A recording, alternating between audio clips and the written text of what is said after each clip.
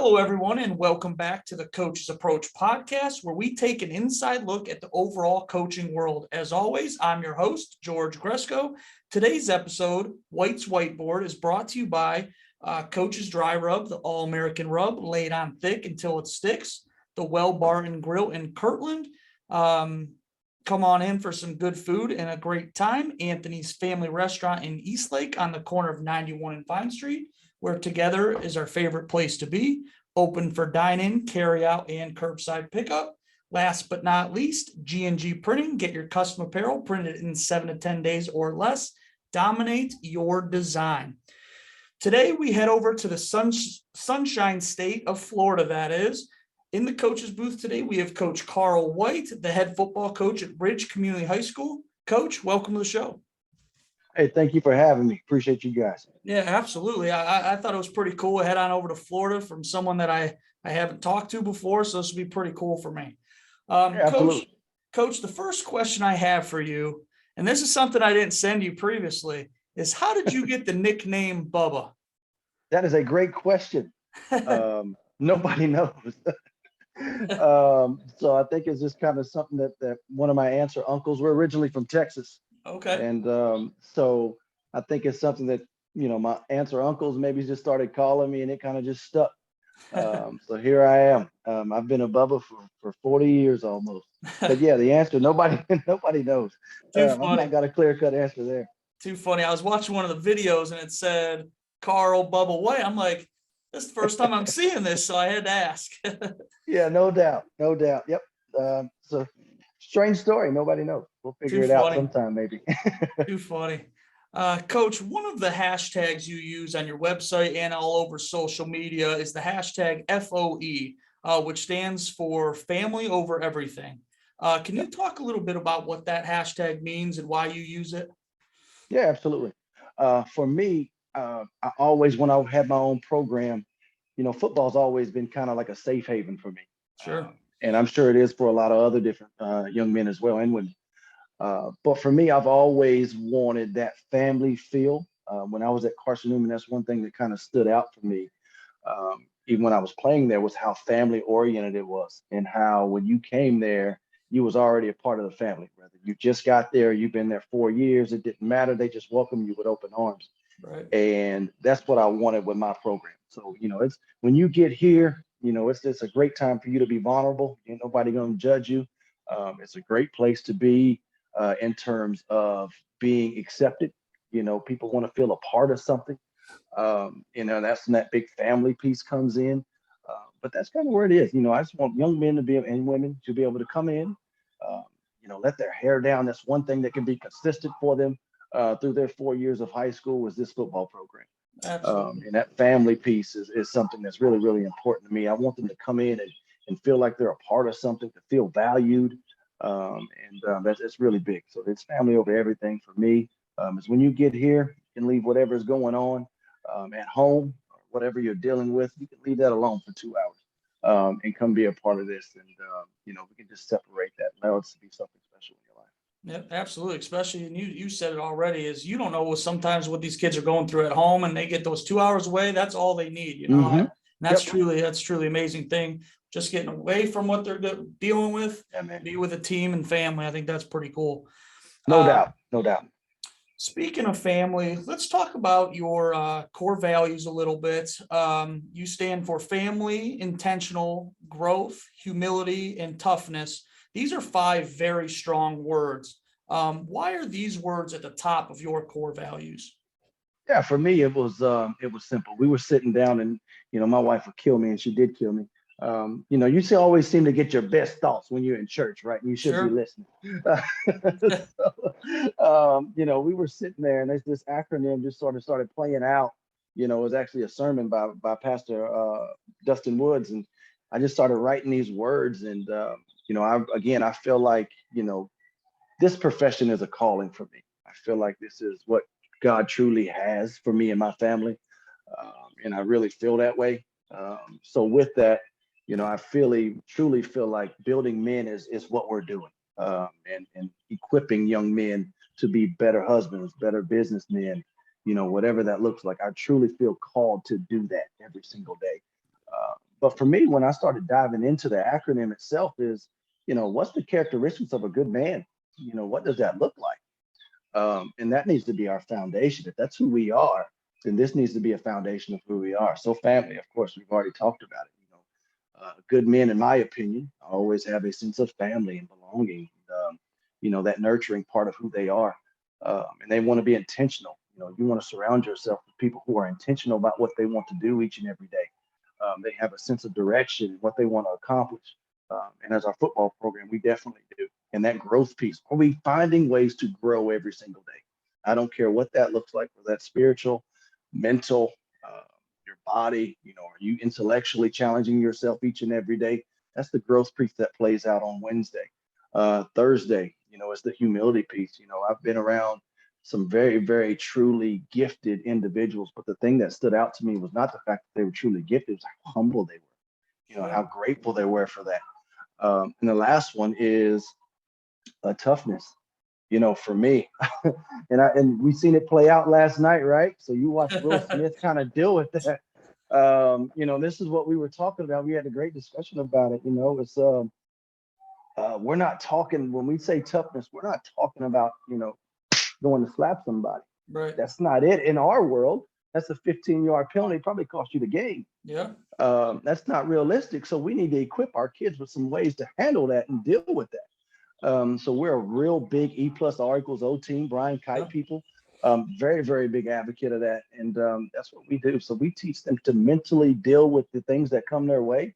I can't hold you accountable for responding the wrong way if I'm not taught you how to do it in our program.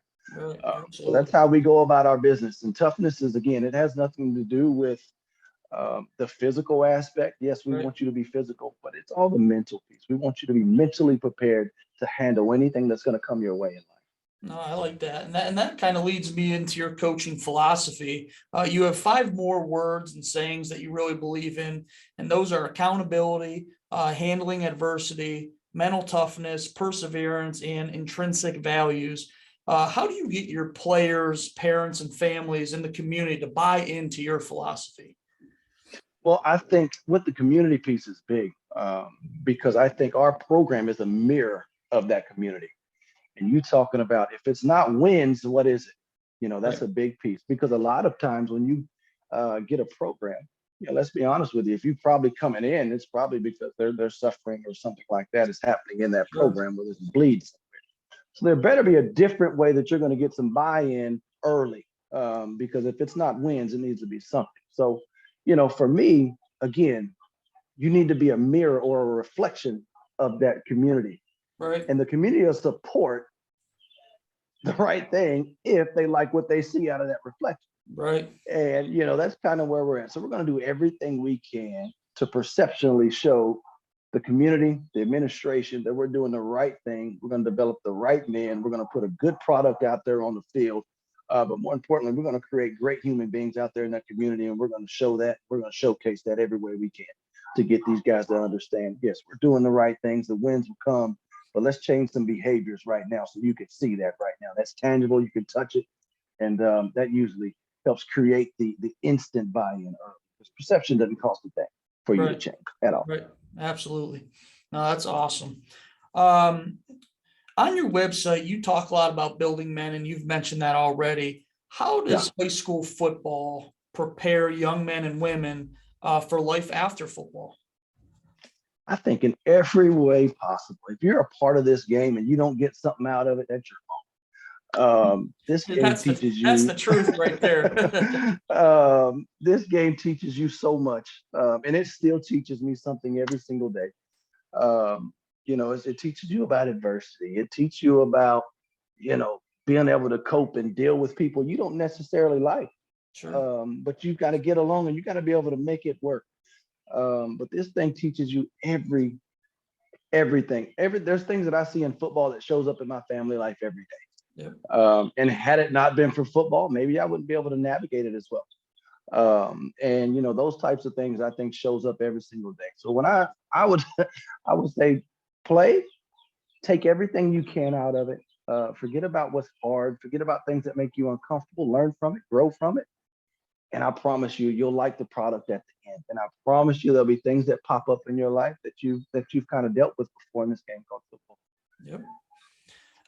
There's a quote that I really liked on your website as well. The quote is, "Love is not the absence of discipline." Can you explain kind of that quote and why you have that on your website? Absolutely. I think discipline has a negative connotation to it. It Sure. really does. I mean, especially, for me and for I know my siblings growing up and different things like, if it was discipline, you was probably getting popped on your behind for some reason. Or, and a lot of these kids probably. So when you say discipline, that's where their mind goes. They don't know this discipline path.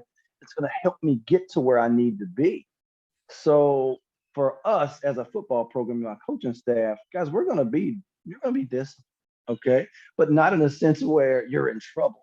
You're going to be disciplined. We got a regimen. We have a system in place that you'll follow. I can guarantee you'll get the results that you want. But it has absolutely anything to do with like this, oh, you're in trouble. Like Right. I want to remove that part of it for our guys. And a lot of people think, well, if you're on my behind, then you don't love me, which is the exact opposite of Sure. where we need to be.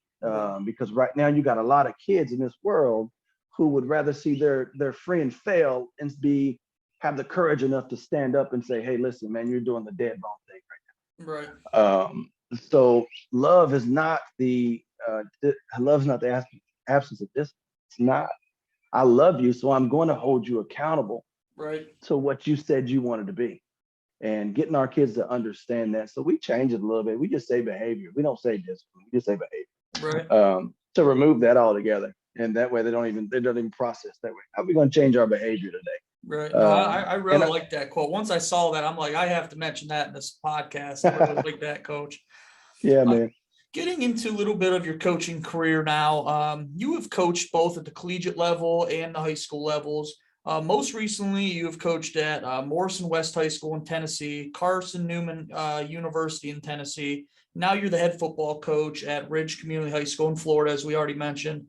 How did you make that huge jump from coaching in Tennessee for all those years, then just moving across the country to Florida? Yeah, absolutely. Well, this was my recruiting area down this way Okay. when I was at Carson Newman.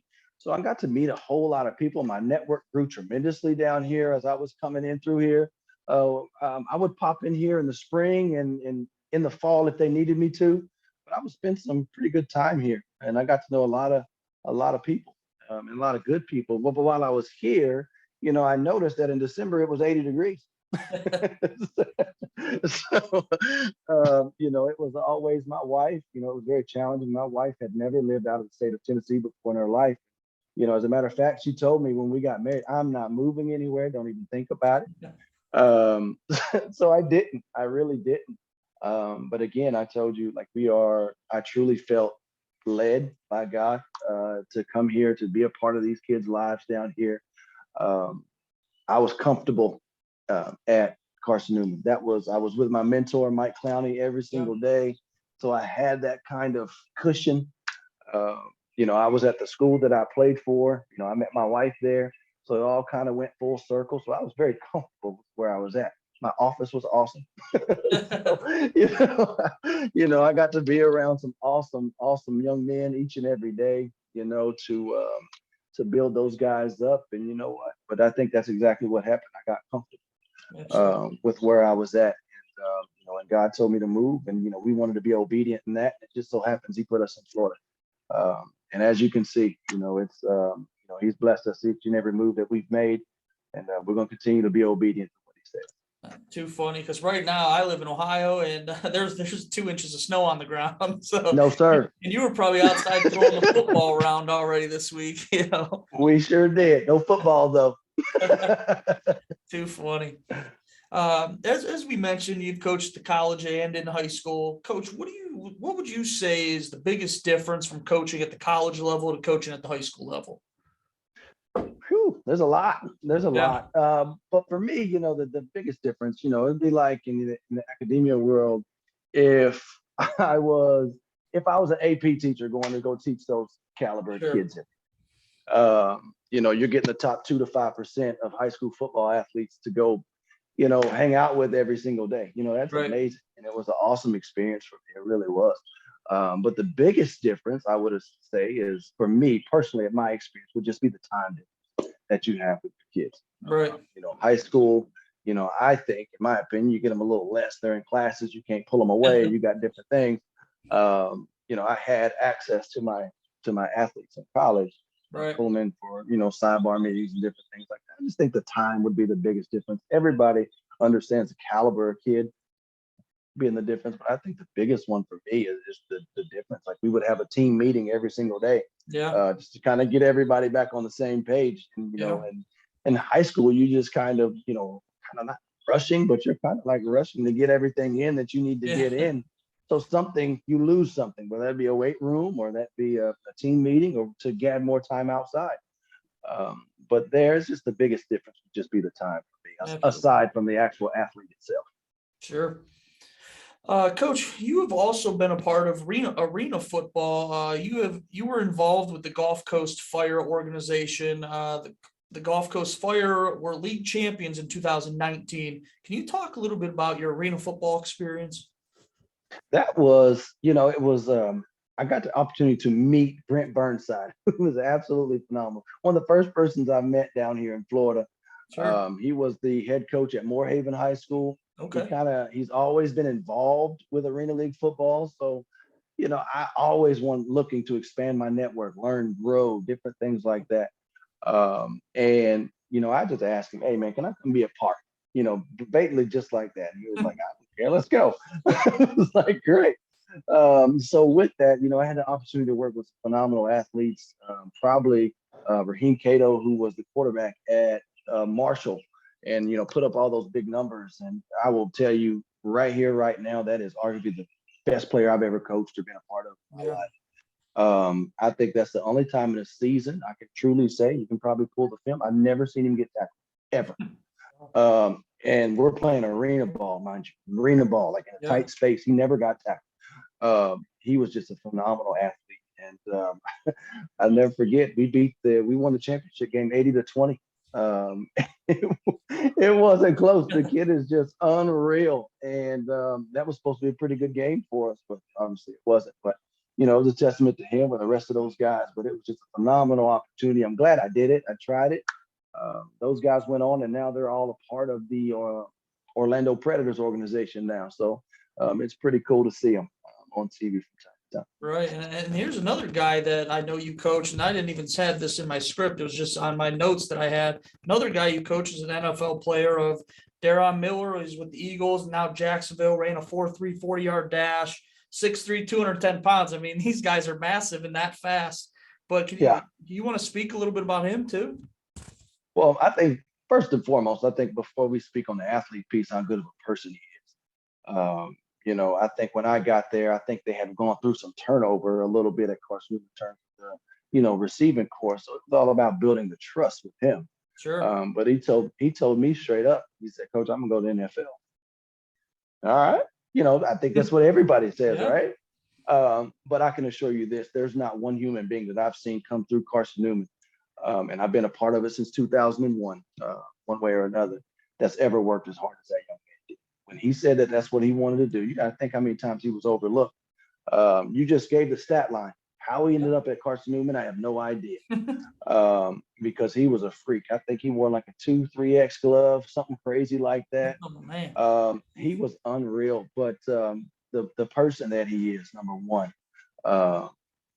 like he just said, he just went to the league, but he would say, "Yes, sir, no, sir." Like, "No, bro, I need to be telling you that." like you are, you're phenomenal. But just the work ethic, man, just you would leave and there he would be, still there, figuring it out. And but that young man told me he wanted to go to the NFL, and he'd spent every single day working to get there. And I'll never forget that, just the effort that he put in to make that dream come true. It tears me up, man. He got after it. He really did. And at the end of the day, those are the guys you want to coach, and those are the guys you win with. Mhm. Absolutely. Yeah, no doubt. You are now the head football coach at Ridge Community High School, previously known as Lake Placid High School, down in Florida. You were hired in 2019. Yeah. You are now headed into your fourth season as a head coach. Going into your fourth year, what are your expectations for your team and program? No, I think when I first year guy, I had these big, goals. Sure. And I would say some of them would be hard to attain, but you got, of course, first year guy, you're gonna get all this stuff done. Um, fourth year me has a better understanding of what I want and what I need to see Right. for our guys. And I think we break those big goals down into little goals that they can attain and grab some get some success to. So what we're looking for is just to, again, we talk about the behaviors. Let's change some behaviors so we can get the results we want. Right. And that's what we're looking for. And so far, so good. These guys have been phenomenal. They've been through a lot. Again, we're talking about another program that's been through a couple coaches in the past few years. So coming in, dumping a whole lot of change on these guys is not your answer. Right. You got to give them, so a little bit of things that we need to see, because if you come in creating change and you don't have relationships with these kids, you're just asking for trouble. Right. So we're going to do the little things. We're going to ask them, grade sheets, turn grade sheets in, hold them accountable to those little things, start there, be on time, 5 minutes early, those types of things. Give them little bitty things that they can do and they can see it. And the administration can see it. And the little bitty things that we can see, the football part will come. I can assure you the football part. Right. But if we can make those little incremental changes where it's been an issue in the past, I can assure you the football piece will get fixed. Absolutely. In 2021, in your third season as a head coach, you were named the Florida Athletic Coaches Association District 17 Coach of the Year. With all the work that you have put in over the years for the sport of football, what did that mean to you being named Coach of the Year? I think what it meant to me was the people I had around me. We can say it's a Coach of the Year, I get it, but guys, we played majority of last year with our freshman team. Right. Just for whatever reason, just those kids were better than our varsity kids. Just to be real. So we played that whole entire schedule with probably 70% freshmen on our team. Wow. But it shows how talented they were. Yeah. If that community can give them time to grow and develop, they're going to be special. That's going to be a special group.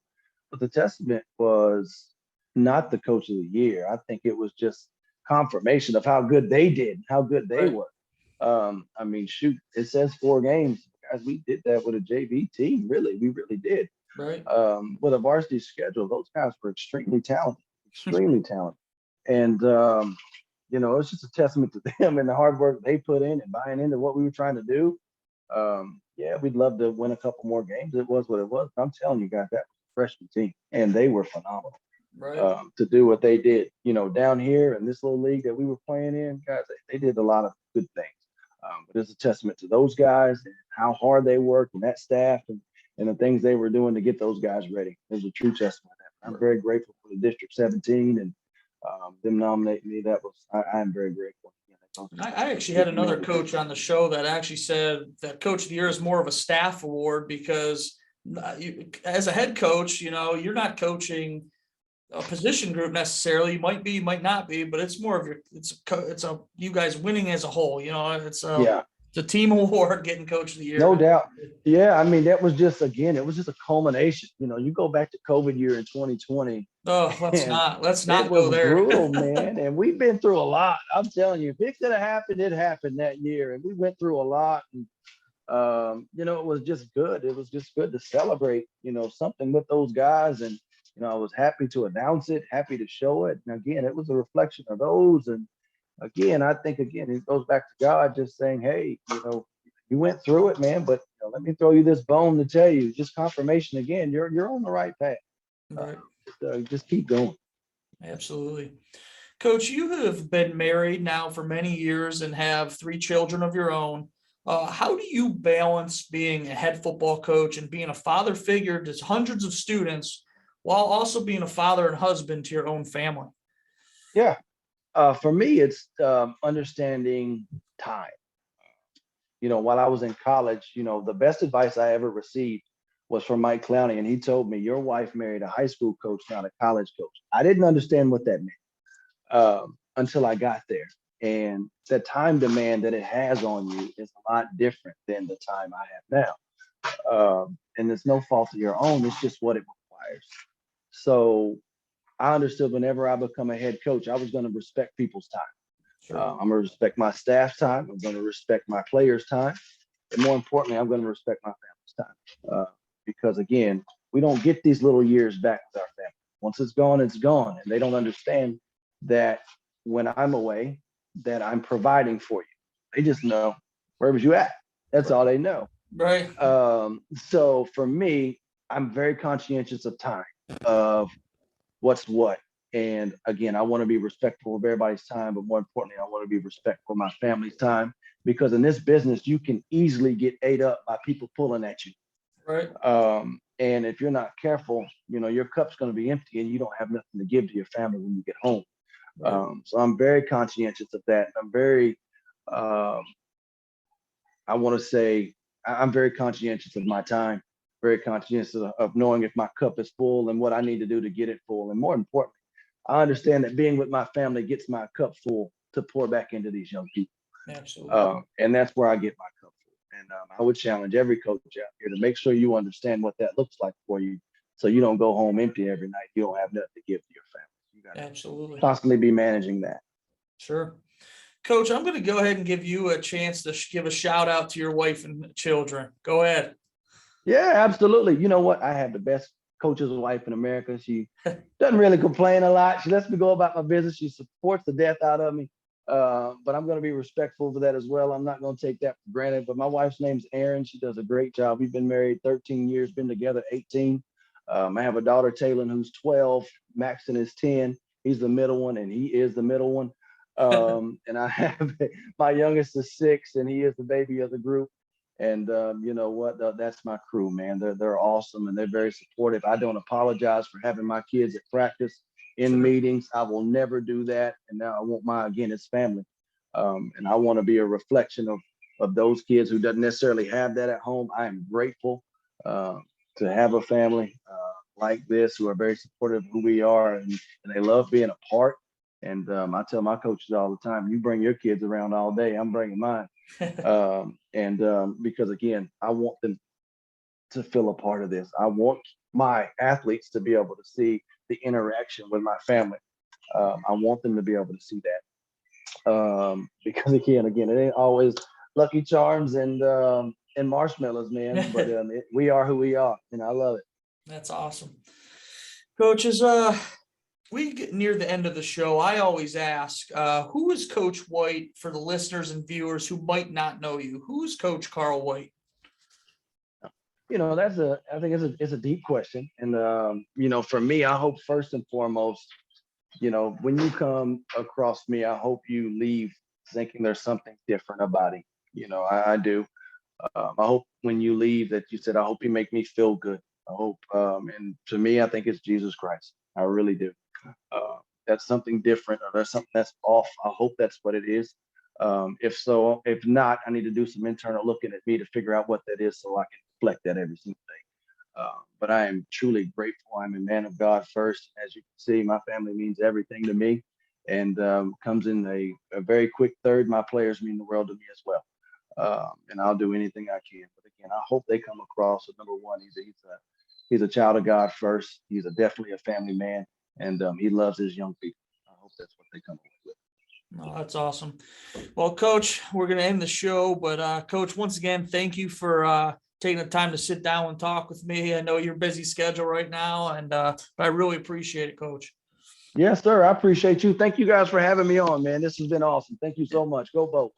Absolutely. I also want to thank all of our listeners and viewers. Keep on sharing, retweeting, liking, and subscribing to our YouTube channels, Twitter, Facebook, Instagram. But that's going to do it for today's episode of the Coach's Approach podcast. Please tune in next week. As always, I'm your host, George Gresco, and we'll see you guys later.